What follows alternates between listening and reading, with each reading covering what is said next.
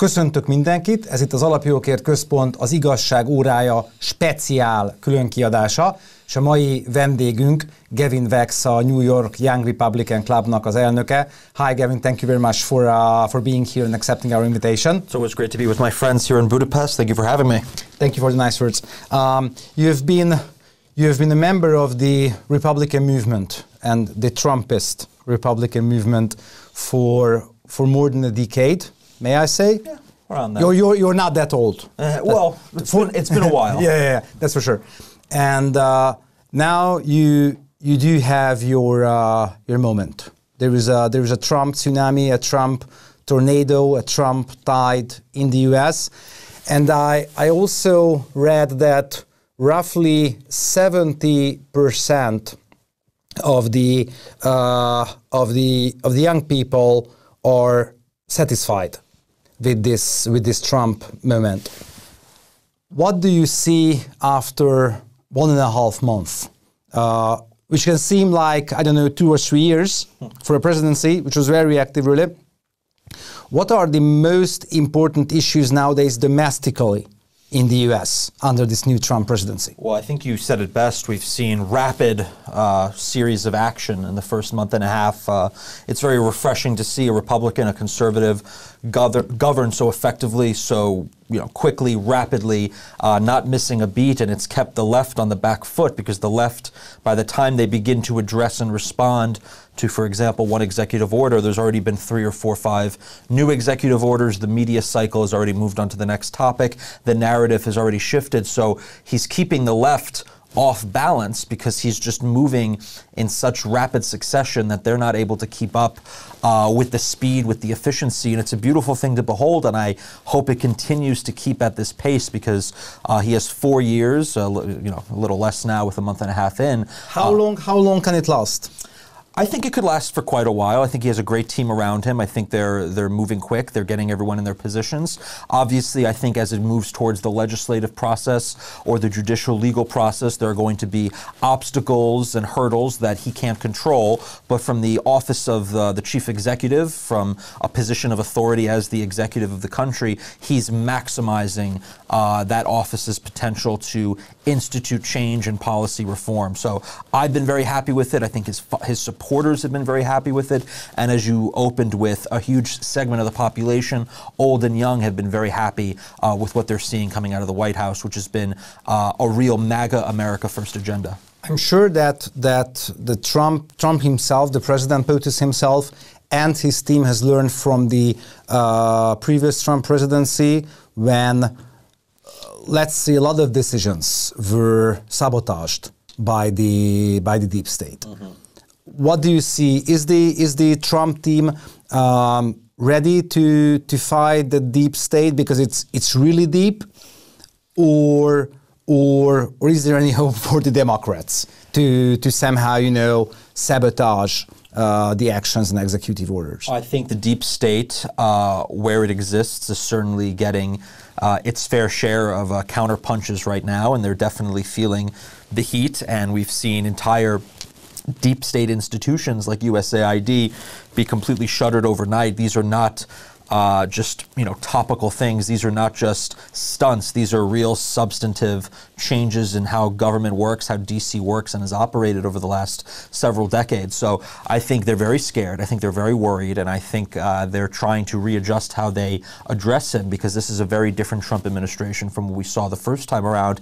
And I remember one of my last visits to Hungary, we talked about the parallels between President Trump and Prime Minister Viktor Orban. Prime Minister Viktor Orban also had a period of time where he was out of office and where the strategy of Fidesz was refined and focused, and it turned it into the political machine it is today here in Hungary. So I think we're seeing a similar parallel that President Trump had time out of office to assemble a team, to get prepared to learn from what happened in the past and strengthen their position going into this new administration. So you are not afraid of the deep state or of the famous actors?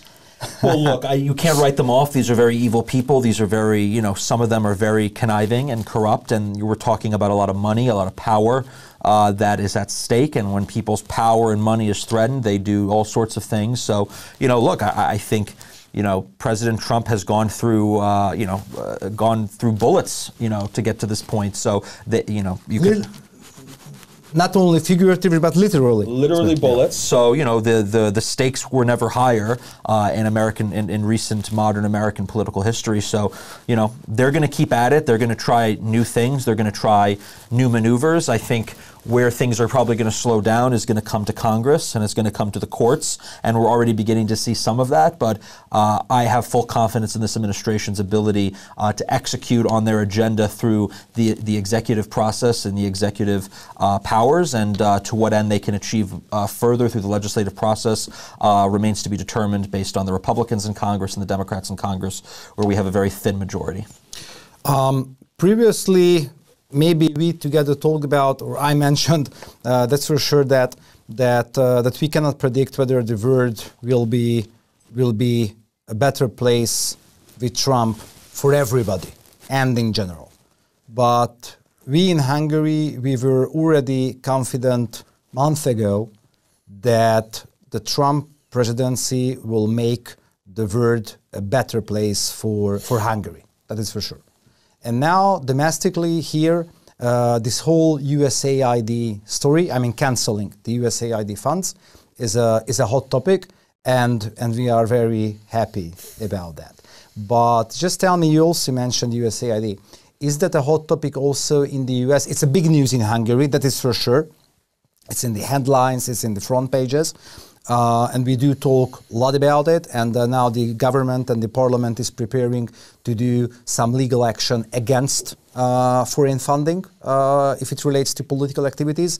But domestically, is it among the top 3 or top 5 hot topics in the US? Or yes, it's among the first and very active steps of the Trump administration? I wouldn't say it's the main focus of the broader American public, but certainly in the Beltway, certainly in D.C., this is an issue that hits close to home for many people, especially on the left. The USAID was sort of the black box of the deep state, their funding apparatus, both domestically and internationally.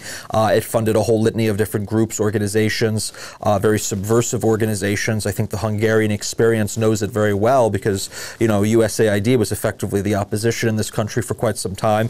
It was funding a whole litany of social programs, political programs designed to destabilize the duly elected government of Hungary and other countries as well. Many other countries received similar treatment. They weren't as successful as Hungary in pushing back, but the point stands nonetheless. So with USAID, I think many Americans that are aware of it and have seen the headlines, they're viewing it from a government waste perspective. Oh, they were wasting all this amount of money on stupid projects. It was giving jobs to these left-wing activists in D.C., but it's more insidious than that. It wasn't just a patronage sort of grift. It was a real fundamental means to fund a global left-wing political agenda. And the fact that it was kneecapped very early on, I think, is a great step. It shows that this is an administration that's incredibly serious about tackling the institutional left, by tackling the international left that it's been funding, and moving rapidly to ensure that we make systemic changes. And again, USAID was created by executive order and it was ended by executive order. So using the power of the executive to undo as much as we can, as quickly as we can, is a fantastic thing. So I think, look, it's playing into the broader public narrative about government efficiency, about DOGE, about finding waste. But I think for some of the people more plugged in, like us and others, both in U.S. and Hungary, they recognize this as quite historic, and it's going to be a big change to how things are done in the future. That's for sure, because what we know about the story in Hungary at the moment is that USAID globally spent in the past few years or during the Biden administration more than $50 billion worldwide in order to fund, movements of related to human rights and democracy and equality, etc. And they also spent, so it's a huge sum. $50 billion is money. Yeah. Not for Zelensky, but it's massive. Yeah. We'll speak about Zelensky as well in a few minutes. But, and what we know at the moment officially, I think it's not the whole picture, but USAID spent directly $20 million here in Hungary, and an additional $35 million via other, political hubs. And we do have the list. It's already public, with the names of the Hungarian, liberal NGOs, think tanks, media platforms, media outlets, journalists, who received money from USAID or different entities financed by USAID here in Europe in order to be politically active. Mm-hmm. If it comes to migration, if it comes to border protection, if it comes to woke, if it comes to gender ideology, if it comes to the war in Ukraine, etc. So, and in Hungary, if it comes to the financial background of politics or a campaign, this roughly 20 plus 35 million dollars, so altogether $55 million. It's also massive, especially in Hungary, and they recognize that because they know that they could take $20 million and put it into a media market like a Hungary or even a Slovakia and some other, smaller Central European countries, and they get much more bang for their buck. Hungary is equivalent to maybe, say, New Jersey or a state, and dropping that kind of money here, it makes a real dent, and they had a target. They saw that, Hungary was leading the charge in Europe for common sense, for peace, for conservative traditional values, for the family, that it was completely counter-orthodoxy to the messaging and rhetoric of Brussels and Washington and London and Paris. And they saw that the Prime Minister Viktor Orban's government and Prime Minister Viktor Orban personally had built a very strong bridge to the president and his team, that had been a strong supporter of the president. And this was a very big risk for Hungary. It was a very, very risky move for Prime Minister Orban, because had the election gone a different way, he truly would have been isolated and they really would have gone after him even further. So, what the Hungarian government did was a very strong investment and a very strong, move to build these relationships across the Atlantic and bilaterally. And I think it's going to pay off, and it has paid off already. But we saw that the other side, the left, used USAID to, almost fund, color revolutions, fund opposition in the streets, all these different NGOs. Who was giving them money? Where were they getting money from? How did they pay these people? Taxpayers. U.S. taxpayers were paying for protests in Budapest and Tbilisi and in Bratislava and wherever else. And I don't think most American taxpayers knew that or wanted that. They certainly didn't vote for it. So USAID was emblematic of basically the grift, the graft, the corruption, the unaccountability of Washington, D.C. and our imperial system. President Trump gave quite a comprehensive list of the different projects financed by USAID during his speech at CPAC, yes, like financing transgender education in Guatemala, yes, LGBT books for kids in Botswana, etc. What he said was, of course, somehow funny, but in a really absurd way. So really, US, if they would tell me that Hungarian taxpayers' money is spent for LGBT education, I don't know, in Burkina Faso, which is not unimaginable if you take into account the related policies of the European Union. True, very true. That would be really absurd. While they hold your own money back. Yeah. That's the other part of the story. But my point here is that USAID is just part of the big picture, at least as we see it from Hungary. We usually say that it's a hydra with this whole open society network. It's like a hydra with 100 heads. And with canceling USAID, I would say 15 or 20 heads, let's say, of the hydra were cut off. But still, we do have the Open Society Foundation itself, which is very big, wealthy, and active. From a European perspective, we do have those directly accessible EU funds for NGOs and civil projects, which is also massive money.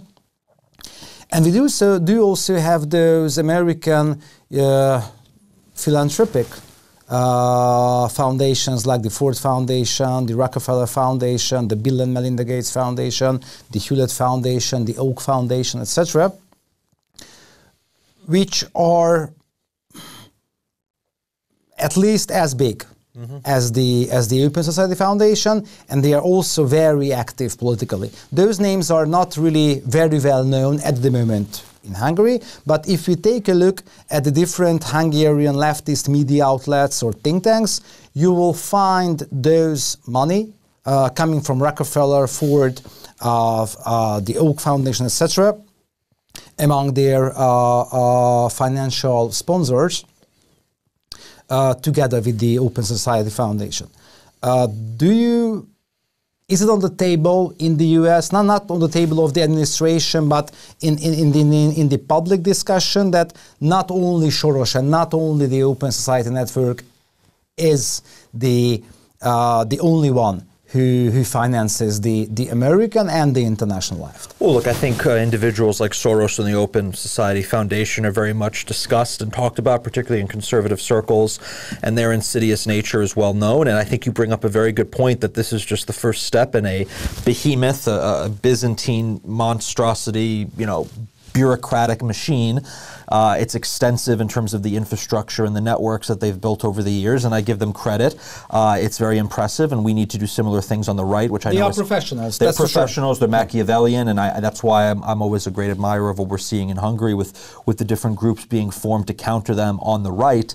But you make a good point. We can't rest on our laurels, especially in Europe, because you have an additional layer of funding from Brussels, which is just as bad, just as insidious, and I think they are going to step up to the plate to replace lost funding that the Americans have cut off. So between the private foundations and European funds, you still have a very big uphill battle. And also in the United States, USAID wasn't the only organization or element of the federal government that was issuing, grants and money for these types of projects. There's a lot of foreign aid that still needs to be discussed and dealt with, and other forms of payments that have been made from the Department of Defense to the Department of State, etc. So there's a lot more that can be done, and this is simply the first step of many, and it's shining a light on what our government had been engaged in for so long. And obviously President Trump will highlight and poke fun of some of the funnier items of USAID, but we also have to make it very clear that this was a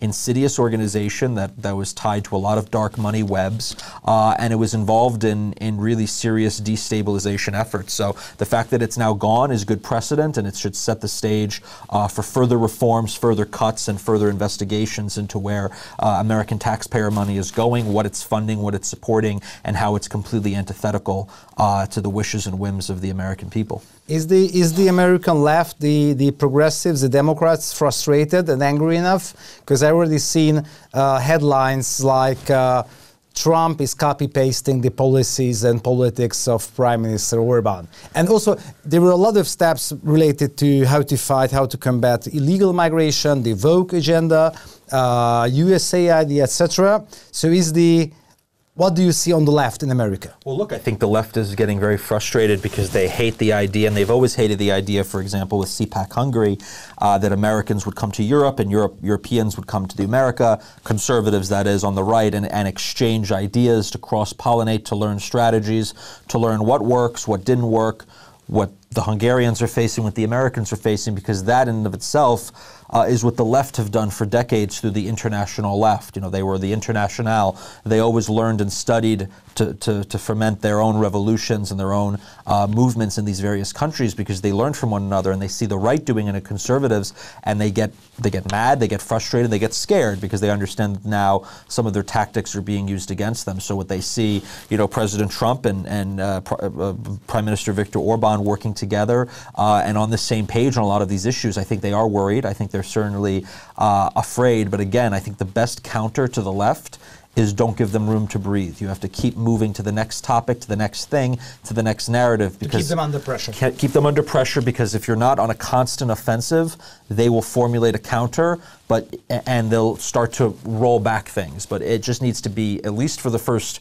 few years, we need to be constantly on the offensive, because for far too long, particularly conservatives in the United States, Republicans in the United States, we've always played defense. We've always tried to rest on our laurels, live and let live, just leave us alone. We're going to flee the cities. We're going to just stick to red America, to conservative America. We're not going to bother you. But now no more. No more. Now it's wartime conservatism, and we need to go on these attacks, because that's the best defense, because the left is unrelenting. This is their religion. This is their ideology. This is, their wokeism, cultural Marxism, whatever you want to call it. They are completely, zealous in their approach to politics, and they are ruthless and cruel and cunning. And sometimes it takes those similar qualities on the opposite side to push back against it. We spoke about, or we mentioned, the USAID story, or fighting illegal migration, or fighting the woke, etc. Topics about which, or in which Prime Minister Orban and President Trump, they are on the same page. That's for sure. And you mentioned that there should be a wartime strategy against the liberal left. But there is a topic, a highly important topic, international topic, which needs attention, and that's the ongoing war in Ukraine, and the already ongoing pre-peace negotiations, or peace pre-negotiations, accelerated or started by the Trump administration. And in that sense, while it's quite clear that there should be a wartime strategy against the left in the US, internationally, as he himself told the public, President Trump will be the president of peace. And both of them, Orban and Trump, they are advocating for ceasefire, peace negotiations if it comes to the war, because of Russian aggression, of course, in Ukraine. What do you see? Is this motive, is this activity of the Trump administration, or of President Trump, or of J.D. Vance is really serious? So because what we feel here now, that there is a global reset. The Trump administration really has turned the world upside down in many senses, including they changed this radical warmongering attitude of the Biden administration to maybe we can use the term a peace mission, or at least a ceasefire mission, if it comes to the war. Is it real? Is it a real ambition to bring peace to Ukraine? Well, what makes President Trump so unique compared to many other American political figures is his consistency. You can go back decades and watch old interviews of him, and he has been incredibly consistent on a few topics, in particular trade, but also, more importantly, peace. He's always been a man of peace. He's always been against massive foreign interventions and foreign wars.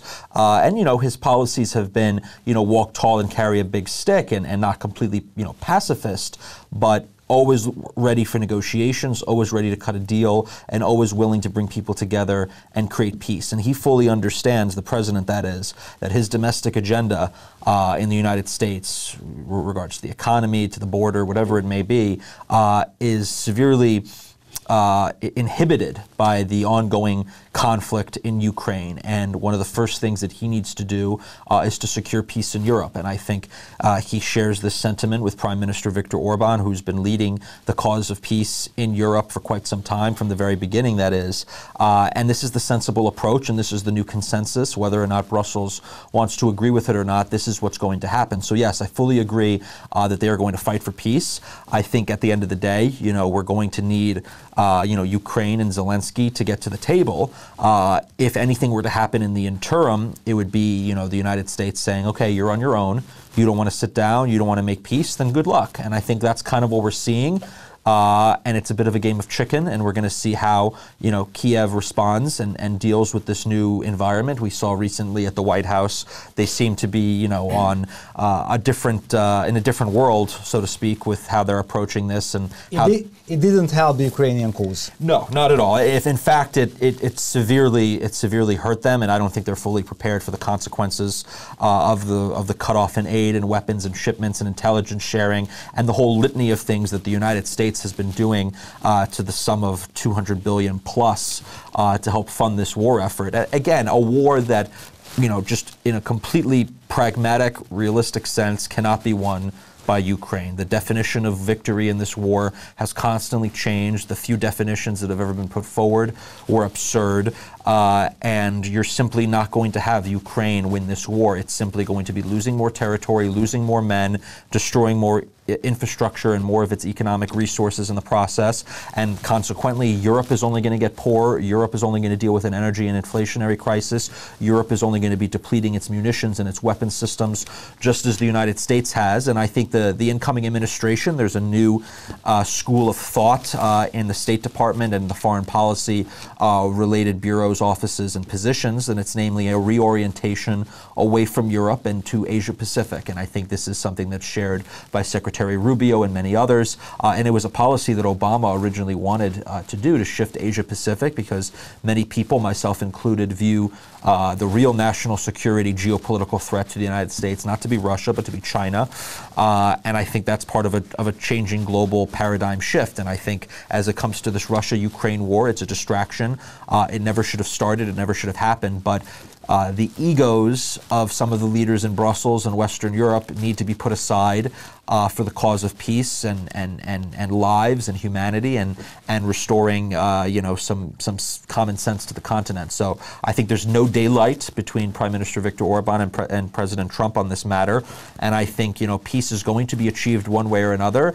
It may be the hard way and the longer way if Zelensky and Ukraine are going to go kicking and screaming, or they could be sensible and come to the table. And this also goes for Europe as well. But I think the war needs to end. I think the longer it goes on, and if it continues to go on, it's going to spell disaster economically, not just for Europe, but for the United States. And I think we can't have that anymore. And I think President Trump called this out in his first term in office, where he pointed out the fact that your defense spending in Europe from many NATO countries, not Hungary, was below the contractual obligations, and at the same time, while they were pounding their chest about Russia, they were buying immeasurable amounts of gas from Russia. So it was a strange dichotomy that was pushed by the Germans, where they say one thing and they do another. They talk about the great threat from Moscow, but they buy the gas from Moscow. They talk about the great threat coming from the east, but they cut their military defense budgets. And today,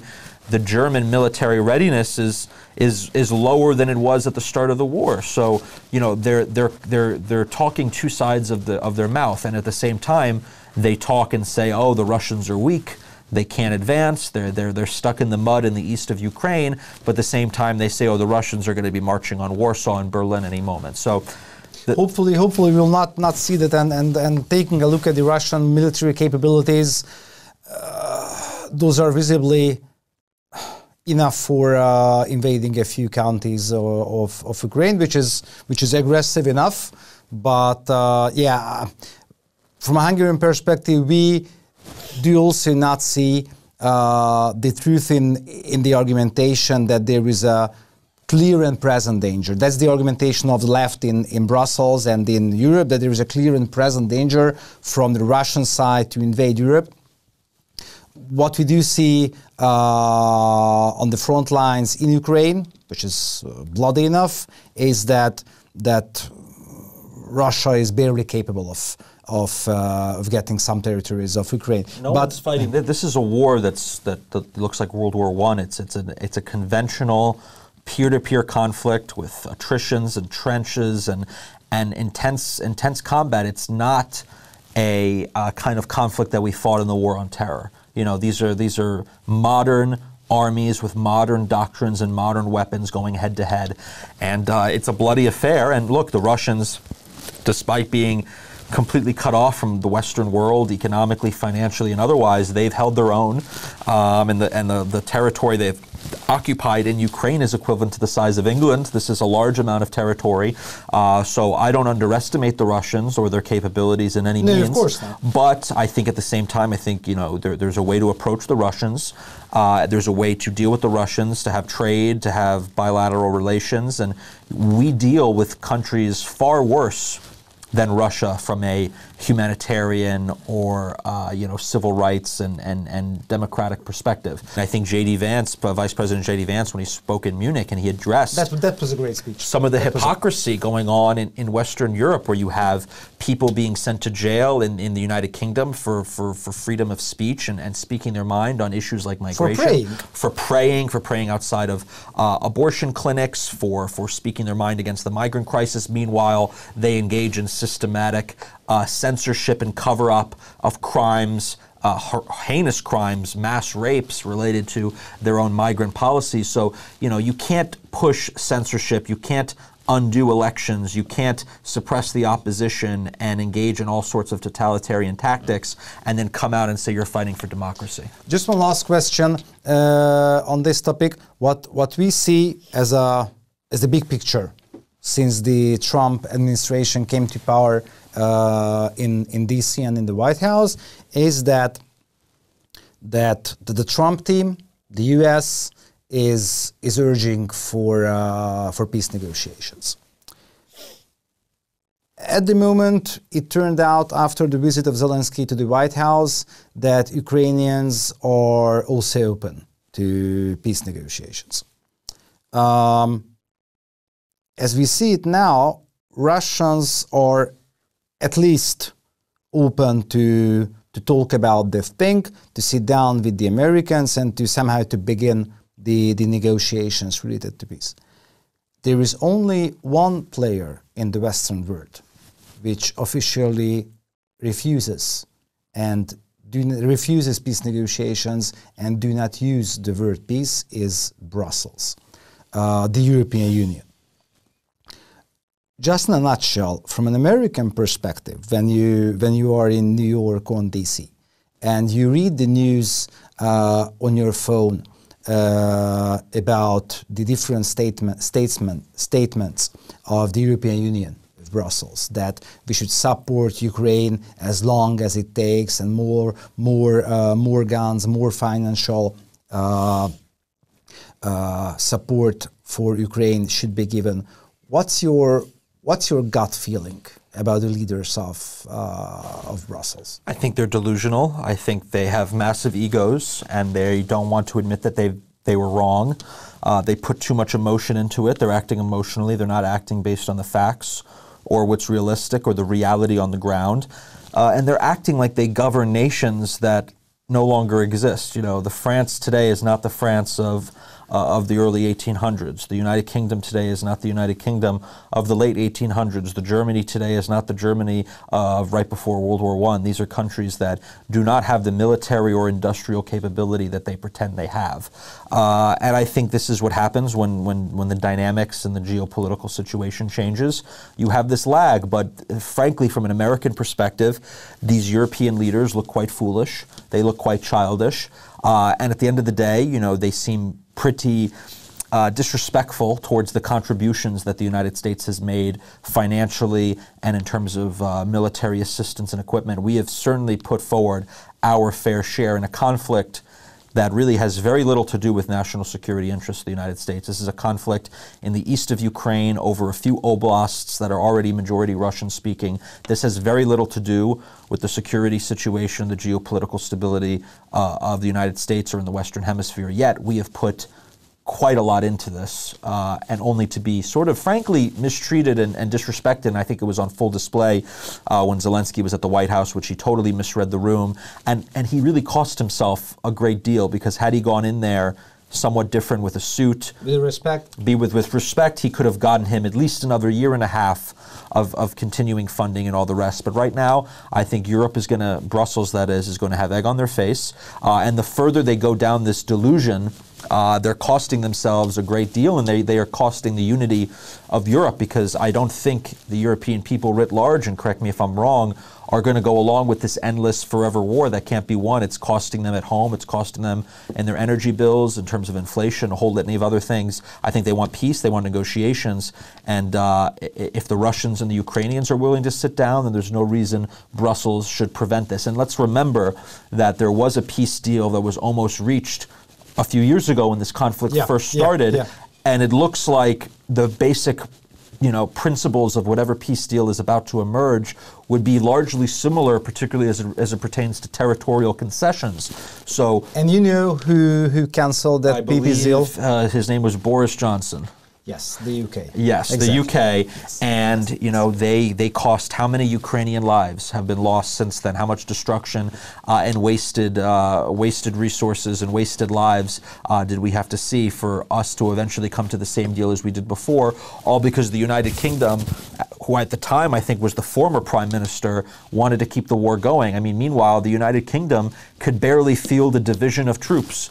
So, we look at this as from an American perspective and sort of laugh, but we need peace in Europe, we need peace in the continent. Prime Minister Viktor Orban is absolutely correct. President Trump is absolutely correct. This is the sensible approach. You don't have to love Russia, you don't have to be in love with Putin to understand that we are now in an era of multipolarity, and we have to act as such, and we need to understand that, we need to have negotiations, we need to have peace, and, Europe cannot simply dictate terms anymore. And if they want to try, well, then good luck, starting an army and have Macron lead it to the Dnieper. Agreed. There is a point of view why both Prime Minister Orban and President Trump are exceptional politicians nowadays, and that is they are politicians of common sense, and they are in a good friendship with reality, which is really exceptional if you take a look at Brussels or other capitals of Europe, and if you take a look at other childish European leaders. But we do have serious European leaders here in Europe, not only Prime Minister Viktor Orban, but other real conservative right-wing leaders who are not in decision-making positions at the moment in France, in Spain, and in other parts of the continent, but we do hope that they will be in governing positions in a few years. And why I mention this is that they will come to Budapest, yes, and at the end of May, because there will be the CPAC Hungary again for the fourth time. And we do really hope, Gavin, that you can join us, because we would like to establish this forum, the Forum of CPAC Hungary, not only as a hub for European conservative leaders, but also for a meeting point for European and American political leaders again, because what we do see now that we should bring the age of patriots to the world. And you do your fight in the US, fighting the deep state, fighting the woke, fighting illegal migration, etc. We are trying to do our best here in Europe, not only in Hungary, but in other parts of the continent.